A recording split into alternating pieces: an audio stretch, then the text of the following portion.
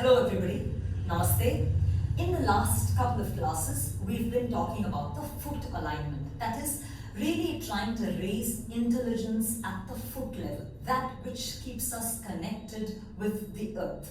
So we talked about the little toe edge. We first talked about the outer heel in relation to the outer groin, then the outer foot bone in relation to the arch, and the little toe edge of the foot in totality.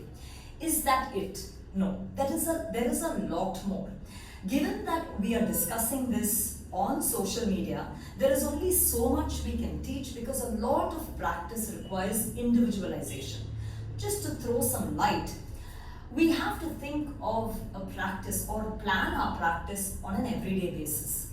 And the planning can be through several routes. What is the final asana that I want to do? Suppose I want to do Vrichikasana. Then how should I unravel the body? How should I unravel the energy, diffuse the energy in such a way that I'm able to realize the Vrichikasana as the final asana? What is the progression of my sequence? That is one way of planning it.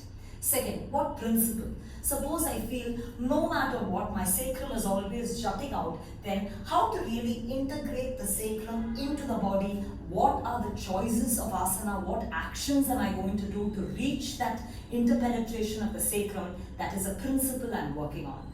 Suppose I have back pain and I want to release that compressive pain in the back, then I will be creating a sequence, a logical progression that allows that compression to release, allows my back to become freer. So, the sequencing is really that logic that helps you go deeper into your practice, immerse in your practice further and further.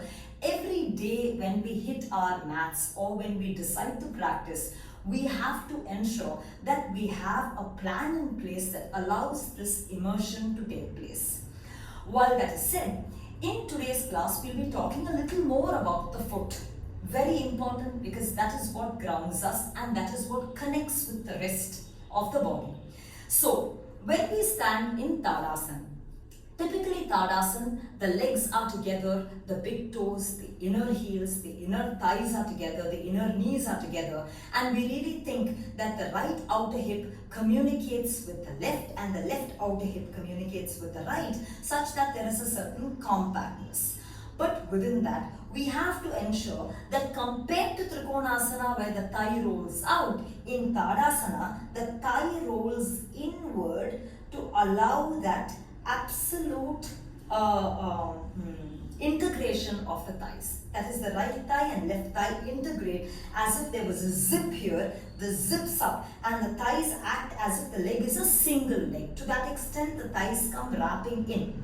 Now, sometimes we overdo the roll of the thighs and then the knees really start hitting into the center, hitting towards the center rather than being centered in the leg. So while the thighs rotate inward, it is important to ensure that the outer groin remains back, which neutralizes the over-rolling of the thigh.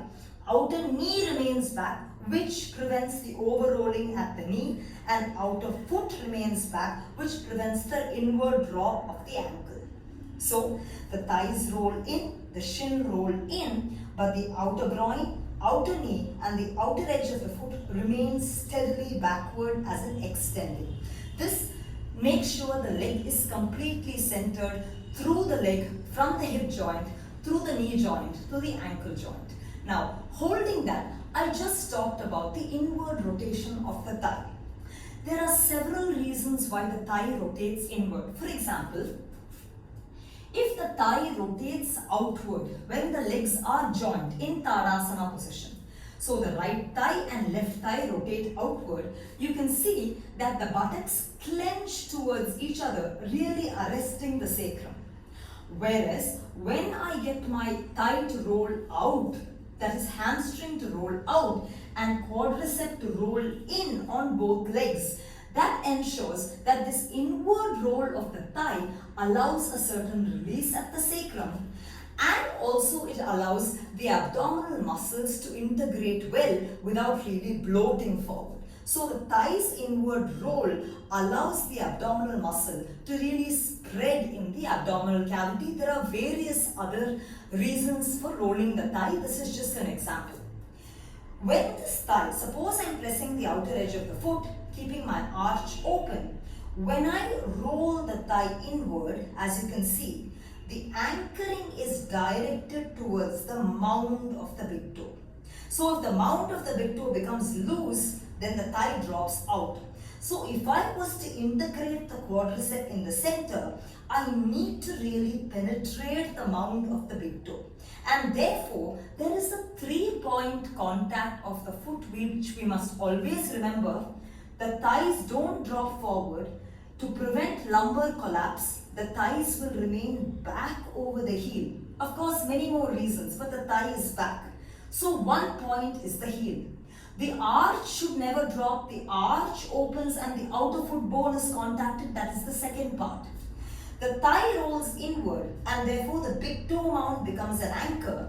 Therefore, we have a 3-pronged contact of the foot, which we must remember for Tadasana or in any standing pose, that the foot intelligence runs from the big toe mound to the outer edge of the foot to the heel bone, and within that the entire sole of the foot is spreading and not really contracting.